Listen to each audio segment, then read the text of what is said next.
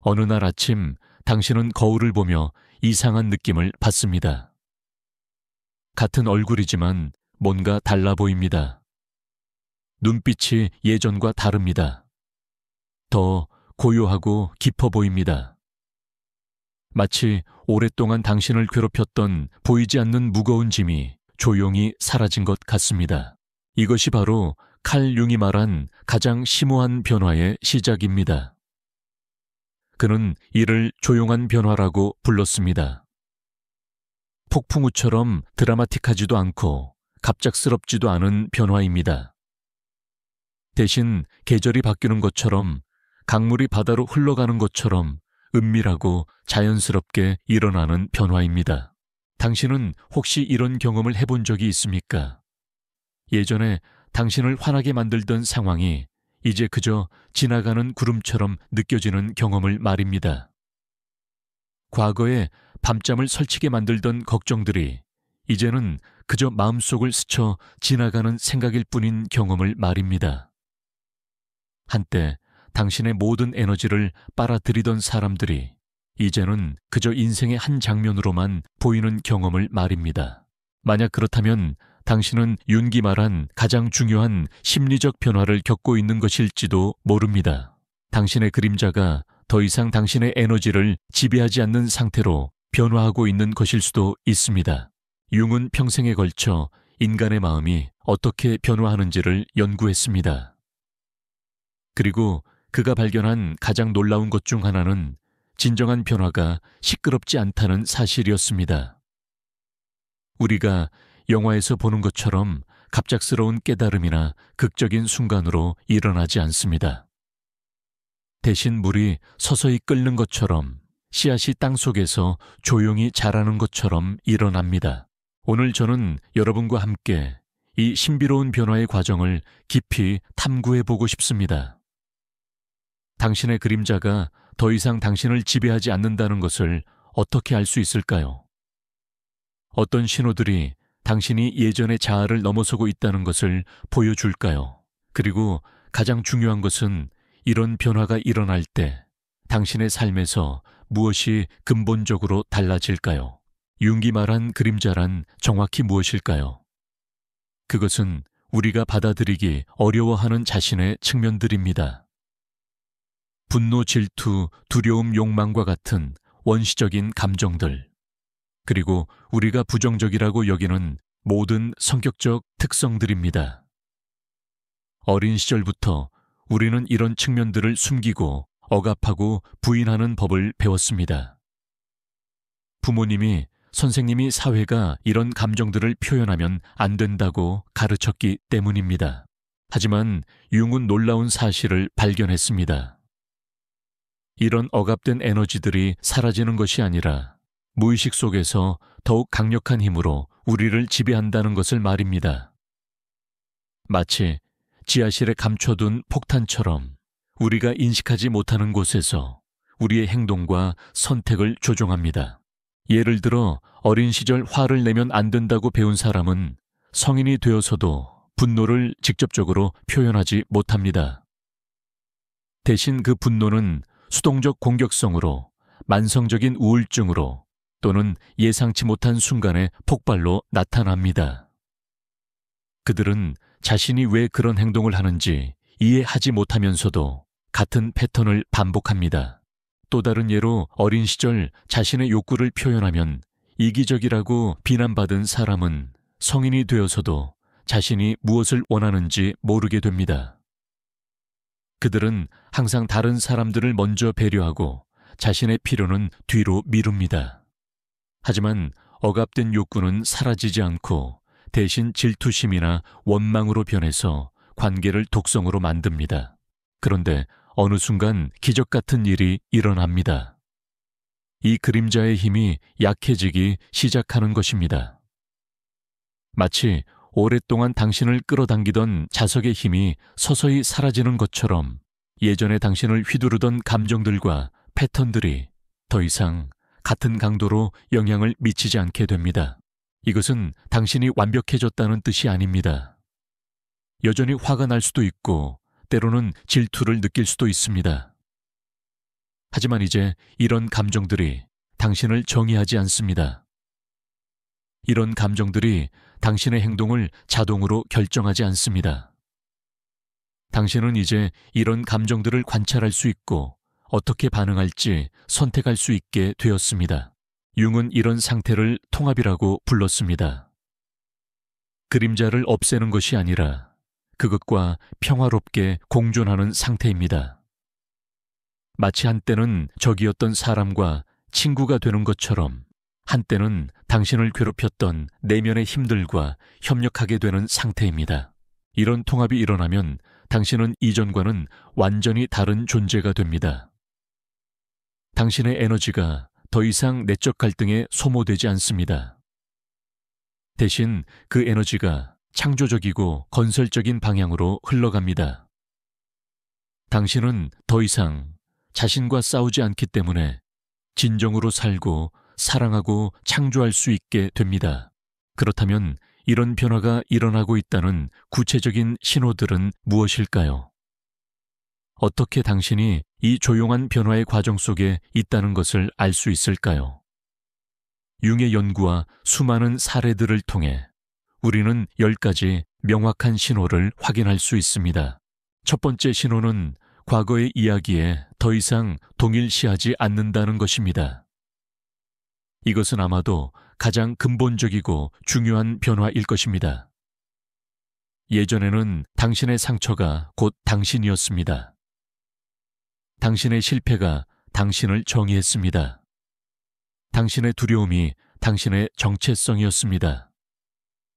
당신은 자신을 소개할 때도 과거의 아픈 경험들을 언급했고 그것들이 현재의 자신을 만든 결정적 요인이라고 믿었습니다. 나는 어린 시절 아버지의 알코올 중독 때문에 고생한 사람입니다. 나는 이혼의 상처를 가진 사람입니다. 나는 사업 실패로 모든 것을 잃은 사람입니다. 이런 식으로 자신을 정의했습니다. 과거의 사건들이 현재의 당신을 설명하는 유일한 방법인 것처럼 여겨졌습니다.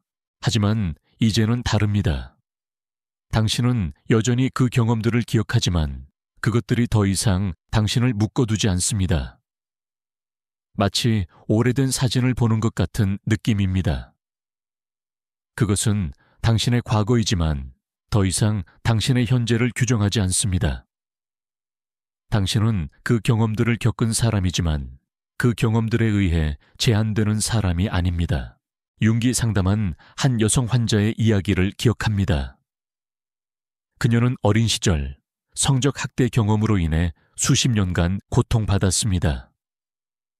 그 경험이 그녀의 모든 관계를, 모든 선택을, 모든 꿈을 지배했습니다. 그녀는 자신을 학대 생존자로만 정의했고 그 정체성에 갇혀 살았습니다. 하지만 긴 치료 과정을 거친 후 어느 날 그녀가 융에게 말했습니다. 나는 여전히 그 일을 기억하지만 그것이 더 이상 나를 정의하지는 않습니다. 그것은 내가 겪은 일이지 내가 누구인지를 말해주는 것은 아닙니다. 나는 이제 그 경험을 통해 배운 지혜와 연민을 가진 사람이고 다른 사람들을 도울 수 있는 힘을 가진 사람입니다. 이런 변화는 하룻밤에 일어나지 않습니다. 그것은 점진적인 과정입니다.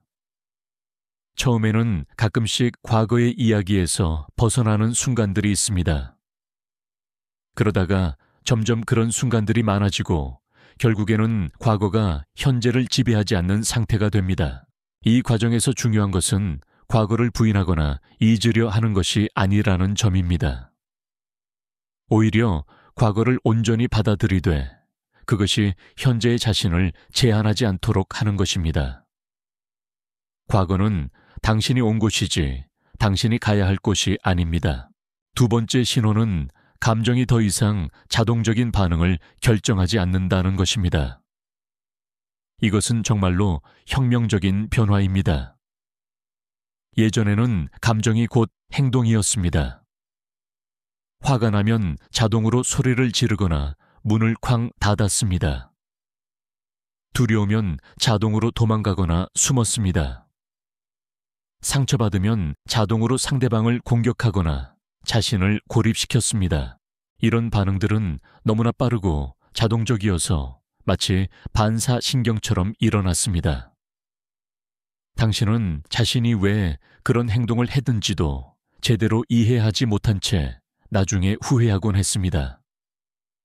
어떻게 저런 말을 했을까? 왜 저렇게 반응했을까? 하면서 자책했지만 비슷한 상황이 오면 또 같은 방식으로 반응했습니다. 하지만 이제는 다릅니다. 감정이 일어나는 것을 느끼지만 그 감정과 반응 사이에 공간이 생겼습니다. 윤근 이 공간을 의식의 공간이라고 불렀습니다. 이 공간에서 당신은 선택할 수 있습니다. 어떻게 반응할지 아니면 아예 반응하지 않을지를 선택할 수 있습니다. 예를 들어 어떤 사람이 당신을 화나게 하는 말을 했을 때 예전에는 즉시 방역했을 것입니다. 하지만 이제는 그 화를 느끼면서도 잠시 멈출 수 있습니다. 그리고 생각할 수 있습니다. 이 사람이 왜 이런 말을 했을까? 이 사람도 지금 고통스러운 상태일까? 내가 지금 어떻게 반응하는 것이 가장 지혜로울까?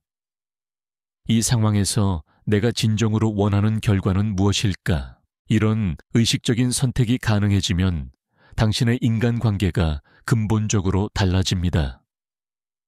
더 이상 감정적인 반응의 연쇄고리에 빠지지 않게 됩니다. 대신 지혜롭고 연민 어린 방식으로 상황에 대응할 수 있게 됩니다. 물론 이것이 감정을 억압한다는 뜻은 아닙니다. 오히려 감정을 더 깊이 느끼고 이해하게 됩니다. 하지만 그 감정에 휘둘리지 않고 그 감정을 지혜롭게 활용할 수 있게 됩니다. 화가 나는 것은 괜찮지만 그 화를 건설적인 방향으로 사용할 수 있습니다. 슬픔을 느끼는 것도 괜찮지만 그 슬픔이 자신이나 타인을 해치지 않게 할 수 있습니다. 세 번째 신호는 관계가 필요해서 선택으로 바뀐다는 것입니다. 이것은 인간관계에서 일어나는 가장 아름다운 변화 중 하나입니다. 예전에는 외로움을 피하기 위해 인정받기 위해 또는 자신의 부족함을 채우기 위해 사람들과 관계를 맺었습니다. 당신은 다른 사람들이 당신을 행복하게 만들어주기를 기대했고 그들이 그렇게 해주지 않으면 실망하고 화를 냈습니다. 당신의 관계들은 조건적이었습니다. 상대방이 당신의 기대를 만족시킬 때만 그들을 사랑했습니다. 그들이 당신을 필요로 하고 당신을 우선순위로 여기고 당신의 욕구를 충족시켜 줄 때만 그 관계가 가치 있다고 여겼습니다. 하지만 이제는 다릅니다. 당신은 이미 충분히 완전합니다. 물론 완벽하다는 뜻은 아니지만 다른 사람이 당신을 완성시켜 줄 필요는 없다는 뜻입니다. 당신은 이제 결핍에서가 아니라 충만함에서 사람들과 관계를 맺습니다. 이것은 당신이 더 이상 사람들을 필요로 하지 않는다는 뜻이 아닙니다. 오히려 그 반대입니다. 당신이 필요해서 벗어났기 때문에 이제 진정으로 사랑할 수 있게 되었습니다. 당신이 받을 수 있는 것 때문이 아니라 줄 수 있는 것 때문에 사람들과 함께 있고 싶어 합니다. 당신의 사랑이 조건 없는 사랑이 됩니다. 상대방이 당신의 기대를 만족시키지 않아도 당신의 욕구를 충족시켜 주지 않아도 당신은 여전히 그들을 사랑할 수 있습니다. 왜냐하면 당신의 사랑이 그들의 행동에 의존하지 않고 당신의 사랑하는 능력에 의존하기 때문입니다. 이런 변화가 일어나면 당신 주변의 관계들이 자연스럽게 정화됩니다. 당신을 이용하려 했던 사람들, 당신의 에너지를 빨아들이려 했던 사람들이 저절로 멀어집니다. 반면에 진정으로 당신을 사랑하고 존중하는 사람들이 더 가까워집니다. 네 번째 신호는 외부의 승인을 추구하는 것을 멈춘다는 것입니다. 이것은 정말로 자유를 가져다 주는 변화입니다. 예전에는 다른 사람들이 당신을 어떻게 생각하는지가 매우 중요했습니다. 당신의 자존감은 다른 사람들의 의견에 따라 오르락내리락 했습니다. 칭찬을 받으면 기분이 좋아졌고 비판을 받으면 무너졌습니다. 당신은 끊임없이 다른 사람들의 인정을 구했습니다. 옷을 입을 때도 말을 할 때도 결정을 내릴 때도 항상 다른 사람들이 어떻게 생각할지를 먼저 고려했습니다.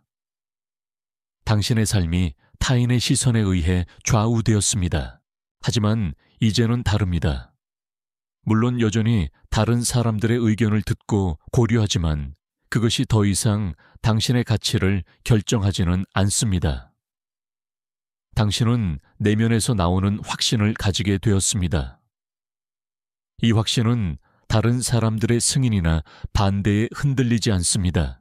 당신은 이제 자신의 내면의 목소리를 신뢰합니다. 무엇이 옳고 그른지, 무엇이 자신에게 적합한지를 스스로 판단할 수 있습니다.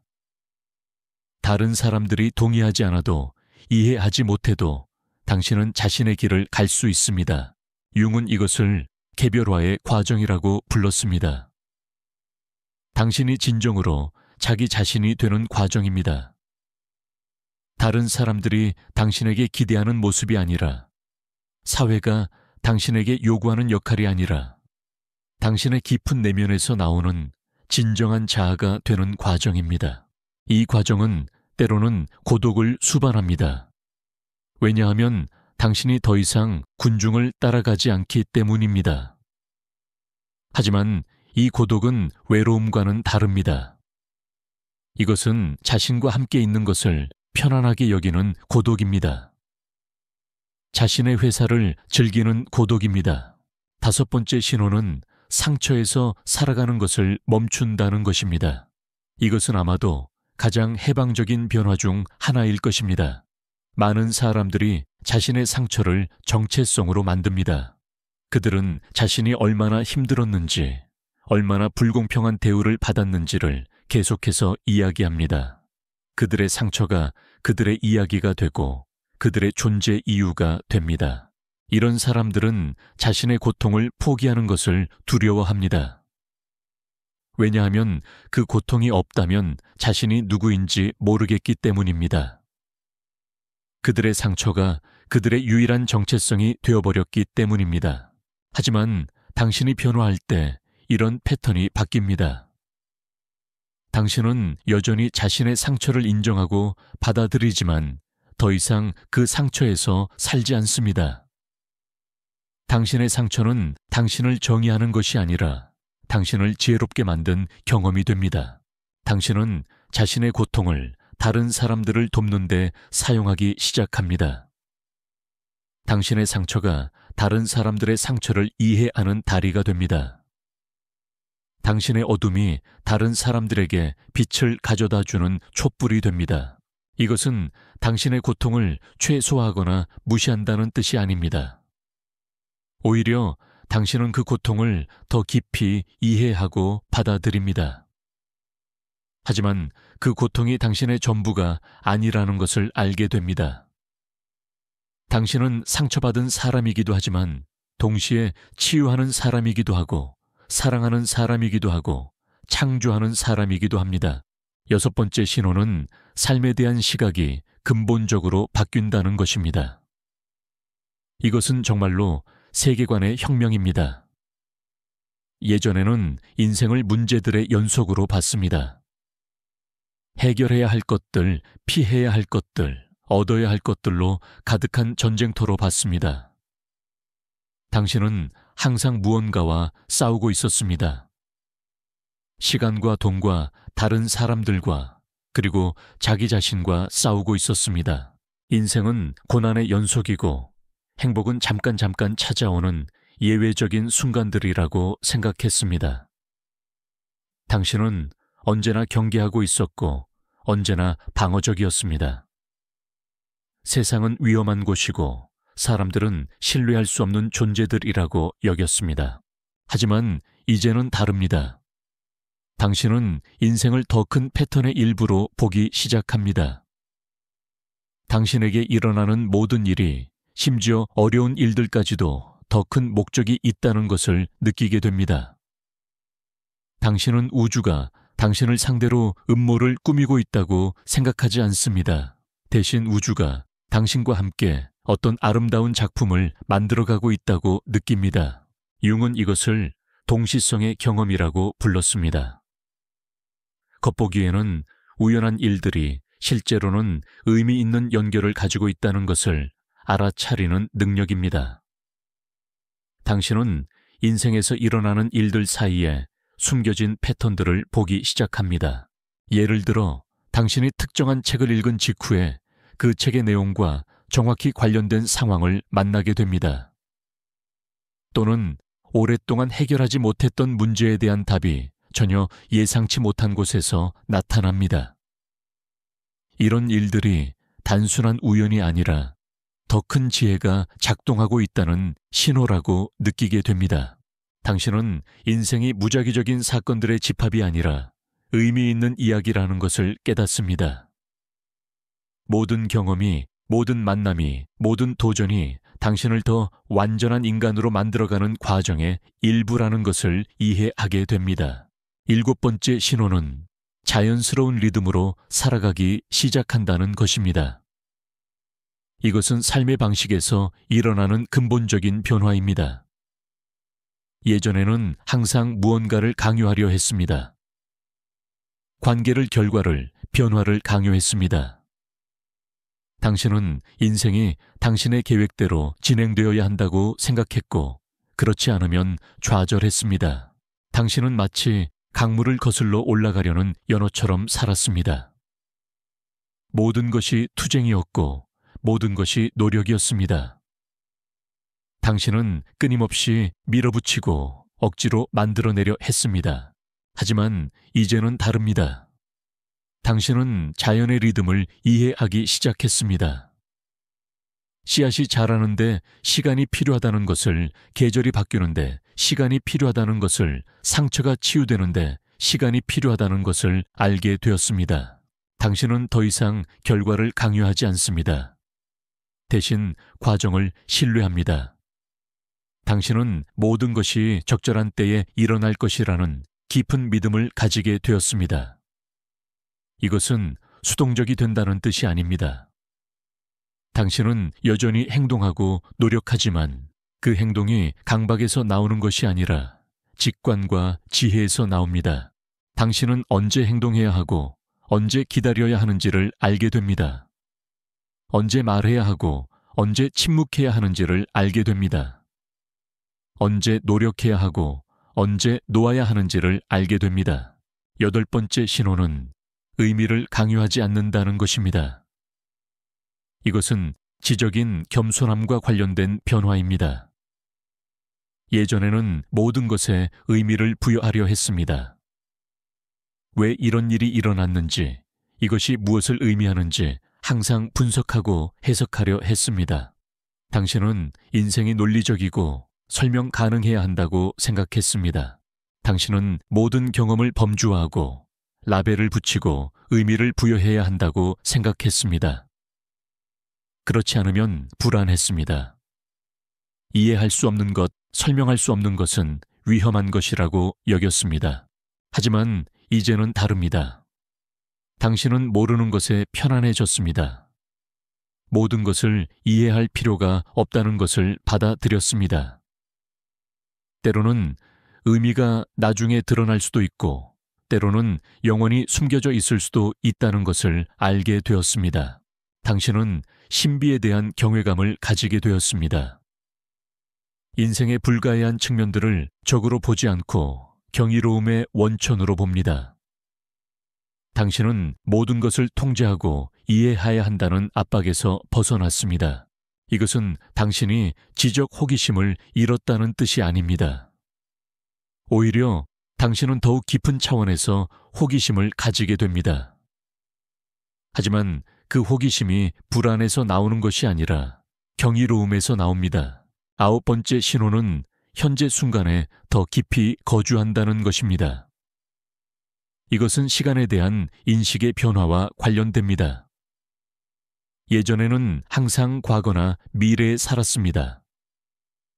과거의 실수를 후회하거나 미래의 계획을 걱정했습니다. 현재는 단지 과거와 미래 사이의 짧은 통로일 뿐이었습니다. 당신의 마음은 항상 어디론가 달아나 있었습니다. 몸은 여기에 있지만 정신은 다른 곳에 있었습니다. 당신은 지금 이 순간을 완전히 경험하지 못했습니다. 하지만 이제는 다릅니다. 당신은 현재 순간이 실제로 유일한 현실이라는 것을 깨달았습니다. 과거는 기억 속에만 존재하고 미래는 상상 속에만 존재합니다. 진정한 삶은 지금 이 순간에만 일어납니다. 당신은 현재 순간의 풍요로움을 느끼기 시작합니다. 공기의 느낌, 빛의 질감 소리의 뉘앙스들을 새롭게 인식합니다. 당신은 지금 여기에 완전히 존재하는 법을 배웠습니다. 이것은 계획을 세우지 않거나 과거로부터 배우지 않는다는 뜻이 아닙니다. 하지만 당신의 주된 거주지는 현재입니다. 과거와 미래는 현재를 풍요롭게 하는 자원일 뿐, 당신을 현재에서 멀어지게 하는 도피처가 아닙니다. 10번째이자 마지막 신호는 존재 자체가 새로운 사랑의 언어가 된다는 것입니다. 이것은 아마도 가장 아름다운 변화일 것입니다. 예전에는 사랑을 주로 행동으로 표현했습니다. 무언가를 해주거나, 무언가를 사주거나, 무언가를 말해주는 것으로 사랑을 보여주었습니다. 하지만 이제는 다릅니다. 당신의 존재 자체가 사랑의 표현이 되었습니다. 당신이 누군가와 함께 있을 때 그들은 당신의 평화로운 에너지를 느낍니다. 당신의 수용적인 분위기를 느낍니다. 당신의 무조건적인 사랑을 느낍니다. 당신은 더 이상 사랑하려고 노력하지 않습니다. 당신은 그냥 사랑입니다. 마치 태양이 빛나려고 노력하지 않는 것처럼 당신도 사랑하려고 노력하지 않습니다. 사랑이 당신의 자연스러운 상태가 되었습니다. 사람들이 당신 주변에 있을 때 더 평화롭고 안전하다고 느낍니다. 당신이 판단하지 않는다는 것을 알기 때문입니다. 당신이 그들을 바꾸려 하지 않는다는 것을 알기 때문입니다. 당신이 그저 그들이 있는 그대로의 모습을 사랑한다는 것을 알기 때문입니다. 융은 이런 상태를 개별화의 완성이라고 불렀습니다. 당신이 진정으로 자기 자신이 되었을 때 당신은 자동으로 다른 사람들도 자기 자신이 될 수 있는 공간을 만들어줍니다. 당신의 자유가 다른 사람들의 자유를 가능하게 합니다.